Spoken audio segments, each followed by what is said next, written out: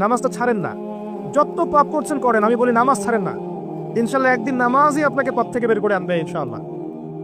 শয়তান আপনাকে হতাশ করতে চাইবে, শয়তান আপনাকে হতাশ করতে চাইবে যে তুই তো গার্লফ্রেন্ডের সাথে কথা বললি, রাতের বেলা পর্ন দেখলি, তুই তো ফ্রি মিক্সিং এ আছিস, তুই মাদক দ্রব্য খাচ্ছিস, তুই কাজে ফাঁকি মারিস, তুই ট্যাক্স আদায় করিস নাই, দুর্নীতি করছিস, তুই আবার নামাজ পড়বি কেন? শয়তান আপনাকে এবার বোঝাবে কিন্তু যে নামাজ তো আমার সময় পায় না, আমি তো অনেক পাপী মানুষ। এই ধোকায় পা দিবেন না। আপনি নামাজ কন্টিনিউ করতে থাকেন, ইনশাল্লাহ আল্লাহ পাক আপনাকে পাপ থেকে বের করে আনবেন ইনশাআল্লাহ। ওই নামাজটা যদি ছেড়ে দেন তাহলে আর কোনো হাতিয়ার বাকি থাকবে না। আর আপনি যত পাপ করেন না কেন মায়ুস হবেন না, মন ছোট করবেন না। আপনার একটা সেজদা, যে সেজদা আপনি চোখের পানি ঢেলে দিয়েছেন আল্লাহর কাছে, যে আল্লাহ আমার ভুলগুলো তুমি মাফ করে দাও, আমার তওবা তুমি কবুল করো, ইনশাআল্লাহ দেখবেন ওই একটা সেজদা যদি কবুল হয়ে যায় আল্লাহ পাক আপনার সব গুনাহ মাফ করে দিবেন ইনশাআল্লাহ। হতাশ হবেন না। শয়তান হতাশ করতে চাইবে মানুষকে, শয়তান মানুষকে হতাশ করতে চাইবে। এমনকি আপনার যদি পাহাড়ের পরিমাণ ঋণ থাকে, ওই ঋণ শোধ করার ব্যবস্থা আল্লাহ পাক করে দিবেন ইনশাআল্লাহ। হতাশ হবেন না, নামাজ ছাড়েন না। আর আমি একটা কথা বারবার বলেছি, আবারও বলছি যে চলমান যে 3G 4G নামাজগুলো চলছে এগুলো থেকে নিজেকে দূরে রাখ। সব এখন ডিজিটাল, নামাজও ডিজিটাল। দেখা যায় যে 5 মিনিটের মধ্যে 4 রাকাত নামাজ শেষ মাশাআল্লাহ। ইমাম সাহেব যদি 10 মিনিট পড়ায় দেয় তাহলে তো তার চাকরি নট। বোঝেন না এত তারা, আমার সময় নাই, আমরা ব্যস্ত মানুষ, এত সময় লাগে নামাজ পড়তে? ইমাম সাহেবকে বলছে, কমিটি ইমাম সাহেবকে চার্জ করছে, অথচ ইমামের উচিত তাদেরকে চার্জ করা। উল্টে গেছে এখন আর কি।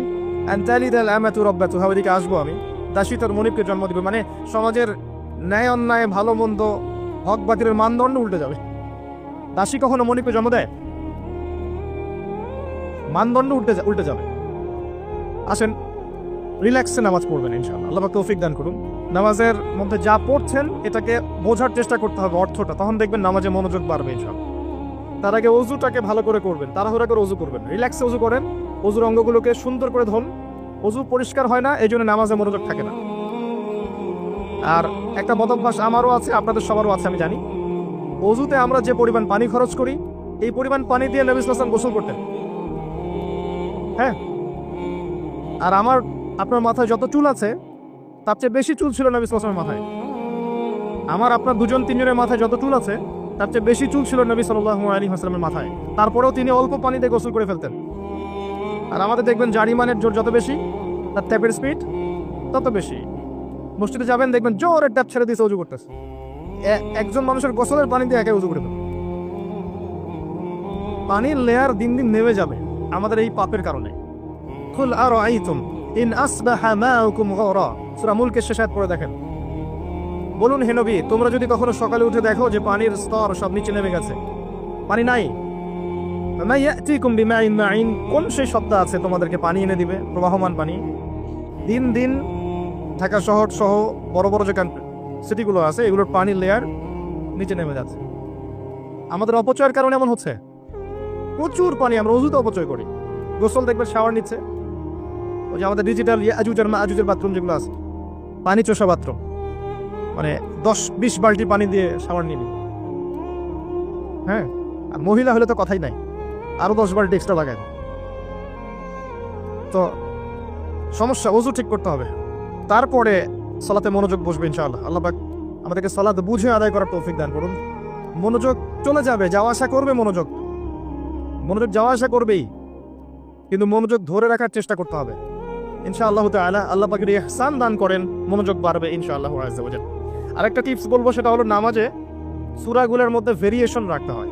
যেমন প্রতিদিন যদি আপনি একই রকম সূরা পড়েন, আমি নিজেও দেখেছি যে আপনি প্রত্যেক ওয়াক্তেই যদি একই সূরা দিয়ে নামাজ পড়ে থাকেন, দেখবেন মনোযোগটা তুলনামূলক কম পাচ্ছেন। এক এক রাকাতে যদি আপনি ভেরিয়েশন নিয়ে আসেন, সূরার মধ্যে ভেরিয়েশন বোঝেন তো, বৈচিত্র্য নিয়ে আসেন, আপনি দেখবেন মনোযোগ বাড়বে। খেয়াল করে দেখেন। এবং তাসবিহ তাহলিল যেগুলো করছেন এগুলো অর্থটার দিকে যদি ফোকাস করেন, মনোযোগ কিছুটা হলেও বাড়বে। আরেকটা কাজ করলে মনোযোগ বাড়বে, প্রত্যেক সেজদায় দোয়া করতে পারলে।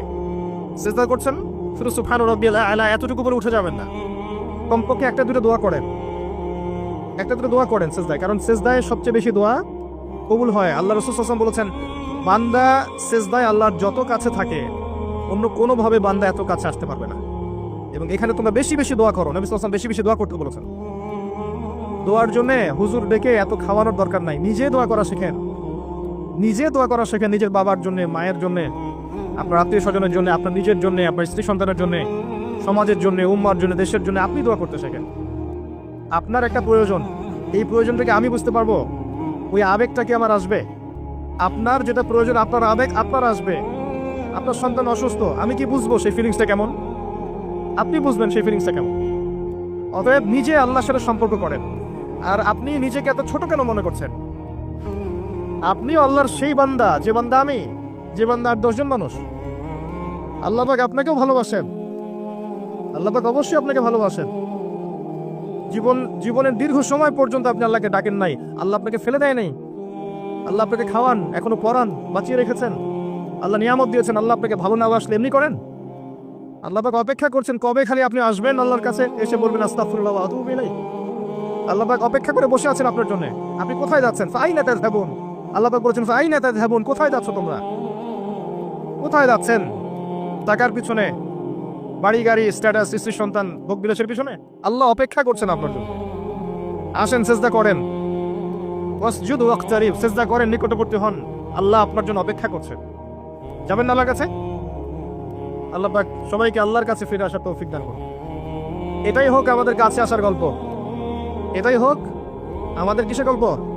কাছে আসার গল্প। আমাদের জেনার গল্প দরকার নাই। ওদের কাছে জেনা হচ্ছে কাছে আসার গল্প, যার ব্যাপারে আল্লাহ বলেছেন লা তাকরাবুজ জিনা, ওর ধারের কাছেও যেও না, আর তারা ওইটাকে বলবে কাছে আসার গল্প। ইন্না লিল্লাহি ওয়া ইন্না ইলাইহি রাজিউন। আল্লাহ পাক আমাদের যুবক যুবতীদেরকে হেদায়েত দান করুন, পিতামাতাদেরকে পরিবারে অনুশাসন বজায় রাখার তৌফিক দান করুন। আমাদের এই কাজগুলোর প্রতিফল কিন্তু আমাদেরকে ভোগ করতে হবে। আমাদের মেয়েদের, আমাদের ছেলেদের, তাদেরকে আমরা কিভাবে বড় করছি এটার হিসেব কিন্তু আমাদেরকে চুকিয়ে দিতেই হবে। পিতামাতাদেরকে বলবো সচেতন হয়ে যান, আল্লাহ পাক তৌফিক এনায়েত করুন, আমিন। আর যারা ওই পথে চলে গেছেন তাদের উদ্দেশ্যে একটা কথা বলবো, সেটা হচ্ছে এটা একটা মোহ, একটা ভ্রম। বাস্তবতা হচ্ছে যে আপনাকে প্রতিশ্রুতি দিচ্ছে সে আপনাকে অনেক ভালোবাসে, আদতে সে আপনাকে ভালোবাসে না। আদতে সে আপনার অবস্থানকে ভালোবাসে। আপনি আজ হোক আর কাল হোক এটা বুঝতে পারবেন যে সে আপনাকে ভালোবাসে না, আপনার অবস্থানকে ভালোবাসে। আপনার অবস্থান যদি ভালো থাকে সে আপনাকে ভালোবাসবে, অবস্থান ভালো না থাকলে ভালোবাসবে না। একইভাবে আপনি একটা মেয়ের কাছে যে ভোগবিলাস পাচ্ছেন, একটা ছেলে একটা গায়রে মারা মেয়ের সাথে ফ্রেমিক্সিং করলে তার একটাই উদ্দেশ্য থাকে, সে মেয়েটাকে ভোগ করা। সুযোগ পেলেই সে মেয়েটাকে ভোগ করে ফেলবে। আর একইভাবে এই মেয়েও দেখবেন আপনার যতটুকু সামর্থ্য আছে, অর্থবিত্ত যা যা আছে, এটাকে সে ইউজ করার চেষ্টা করছে তার স্বার্থে। বাস্তবিক অর্থে দুজন দুজনকে ভালোবাসে না মোটেই, দুজন দুজনের স্বার্থকে ভালোবাসে। ভালোবাসা আল্লাহর পক্ষ থেকে আসে। কখন আসবে? যখন আপনি হালালের উপর থাকবেন, যখন আপনি বিয়ে করবেন হালালভাবে।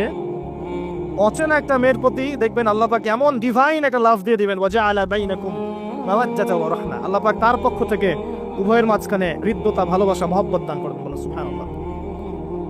এটা ডিভাইন, আল্লাহর পক্ষ থেকে আসবে, ঐশ্বরিক। আর বাকিটা হচ্ছে ঐশাচিক, শয়তানি, প্রবৃত্তির দাসত্ব, ভোগবাদী। এগুলো খেয়াল রাখবেন। এতে করে যা হবে, আপনি একবার আপনার ইজ্জত হারায় ফেললে কখনো ফিরে পাবেন না। অদ্ভুত বিষয়, মানে এই বিষয়গুলোকে আমরা কিছু মনেই করি না এখন। আমরা কিন্তু কিছু মনেই করি না, মনে করি এটা একটা মানে সোশ্যাল কালচার। গার্লফ্রেন্ড বয়ফ্রেন্ড থাকবে, একটা সোশ্যাল কালচার। এভাবে যে কত ছেলে কত মেয়ে, লক্ষ লক্ষ কোটি কোটি নিত্যদিন জেনা করছে, আল্লাহ ভালো না। আল্লাহ তাকে আমাদের যুব সমাজকে হেদায়েত করুন। আর যে প্রশান্তির জন্য আপনি তার কাছে যাচ্ছেন সেটা তার কাছে নাই। প্রশান্তি আছে কোরআনের কাছে, প্রশান্তি আছে নবীর সুন্নায়, প্রশান্তি আছে আল্লাহর জন্য সেজদায়। তার আল্লাহর জন্য আল্লাহকে স্মরণ করে আপনি কাঁদবেন, প্রশান্তি পাবেন। আল্লাহর জন্য কিছু কাজ করবেন, তার দিনের কোনো খেদমত করবেন, প্রশান্তি পাবেন। আল্লাহর কোরআনের 10টা আয়াত মুখস্থ করেন, মনে এমন শান্তি আসবে যেটা আপনি কোথাও পাবেন না। আমি চ্যালেঞ্জ করে বলছি আপনাকে, আপনি আল্লাহর কিতাবের আজকে গিয়ে 5টা আয়াত মুখস্থ করেন, অর্থটা পড়বেন, কয়েকবার চর্চা করেন, মানুষের শোনান, আপনি মনে এমন একটা প্রশান্তি পাবেন যেটা পৃথিবীর কোনো জায়গায় পাবেন না। এখানে প্রশান্তি এত এত বেশি মাত্রায় আসবে, যার খবর যদি ওই পশ্চিমারা জানতো তাহলে আমার কলিজায় বোম মেরে উড়িয়ে দিত। কথা বুঝতে পারেন নাই? আল্লাহর পথে চললে যে প্রশান্তিটা পাওয়া যায়, এর খবর যদি ইসলামের শত্রুরা জানতো তাহলে মুসলিমদের কলিজায় পারমাণবিক বোমা মারত। তারা জানে না কি প্রশান্তি এখানে পাওয়া যায়। আপনি যে প্রশান্তির জন্য এখানে যাচ্ছেন এটা ওখানে নাই। কোরআনের কাছে আছে, সেজদায় আছে, নামাজে আছে, তাহাজ্জুদে আছে, আল্লাহর জিকিরে আছে।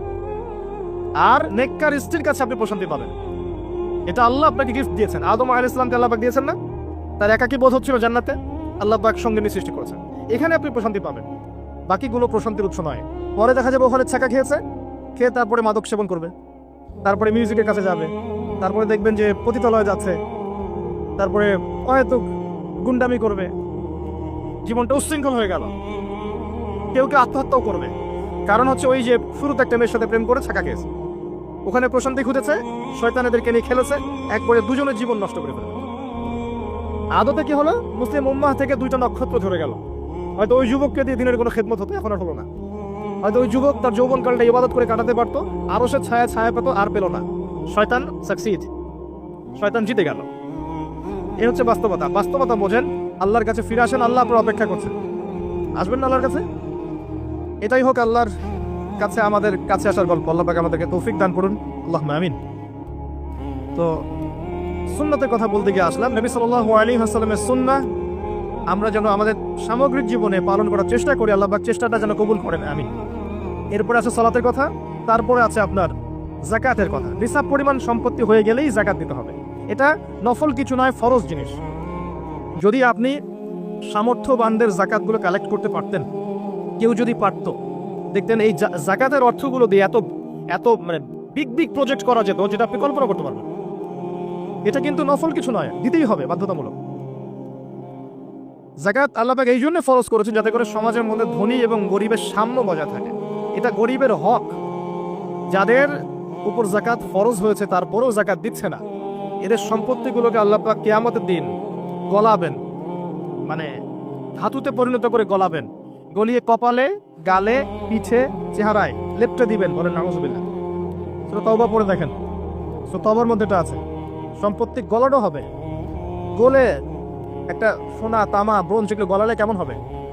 এগুলো উত্তপ্ত করে যদি গায়ে লাগিয়ে দেওয়া হয় কেমন শাস্তি হবে? বলা হবে এটাই সেই তোমার সম্পদ যা তুমি সঞ্চয় করেছিলে, আজকে এটা আজাদ ভোগ করো। এটা সমাজের সাম্য বজায় রাখে, গরিব আর ধনীর মধ্যে একটা ব্যালেন্স বজায় রাখে। এটা গরিবের হক। যখন আমরা যাকাত দিব না, গরিব মানুষের মাথাপিছু যে মানটা আছে জীবনযাত্রা, এটা আরো কমে যাবে। এটাতে শুধুমাত্র একটা রাষ্ট্রের উপকার হয় না, ব্যক্তি পর্যায়ে উপকার হয়। যখন ব্যক্তি পর্যায়ে যাকাত চলে যাবে সবার হাতে হাতে, দেখবেন আজকে যে খেতে পারছে না সে কালকে দুবেলা খেতে পারবে ইনশাআল্লাহ। আর অনেক মুসলিম আছি আমরা, তারা সালাত পড়ি যাকাত দেই না, আছি না? যাকাতকে আমরা ফরজই মনে করি না।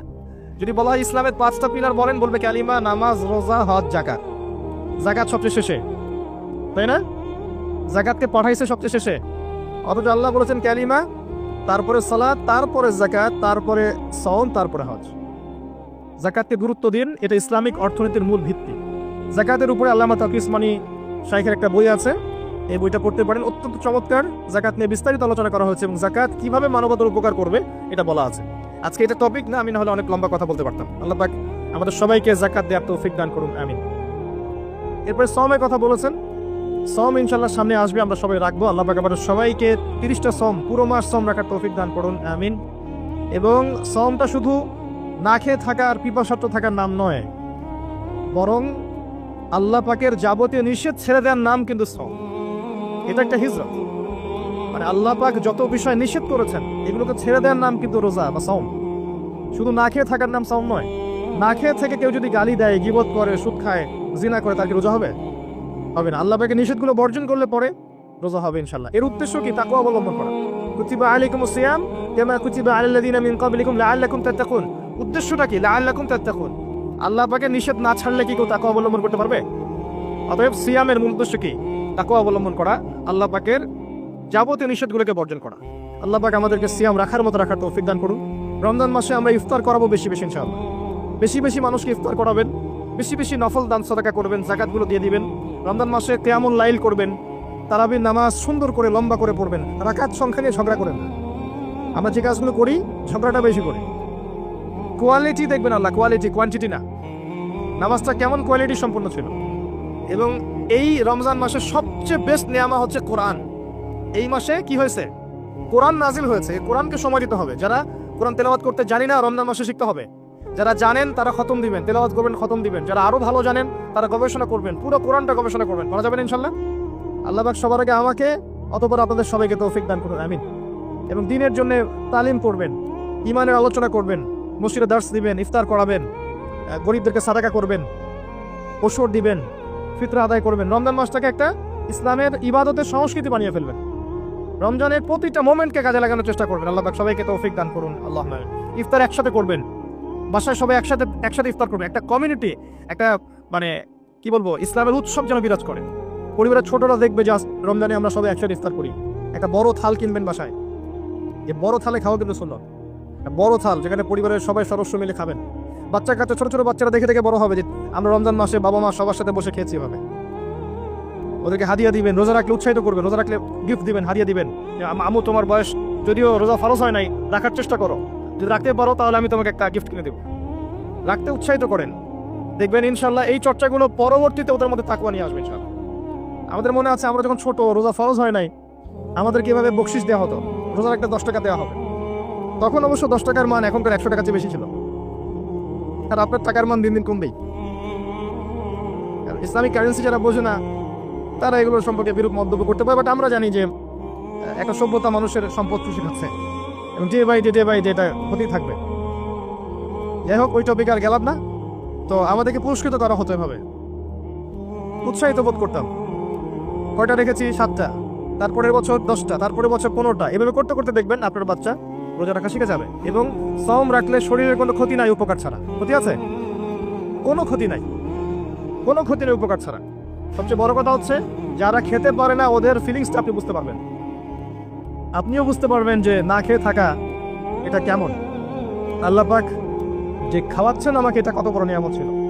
আল্লাহ পাক আমাদের সবাইকে রমজান মাস পর্যন্ত পৌঁছে দিক এবং রমজানে 30টা সওম পুরো মাস রমজানের যাবতীয় কাজের সাথে আদায় করার তৌফিক এনায়েত করুন, আমিন। আর সম্ভব হলে রমজান মাসে উমরা করবেন, সম্ভব হলে রমজান মাসে উমরা করতে পারেন। এটা খুব বড় একটা ইবাদত। এটাতে যে নববী রুহানি একটা স্বাদ পাবেন, এটা কিন্তু বলে বোঝাতে পারবো না আমি। আপনি করলে পরে বুঝতে পারবেন। আল্লাহ পাক তৌফিক দান করুন সবাইকে, আল্লাহুম্মা আমিন।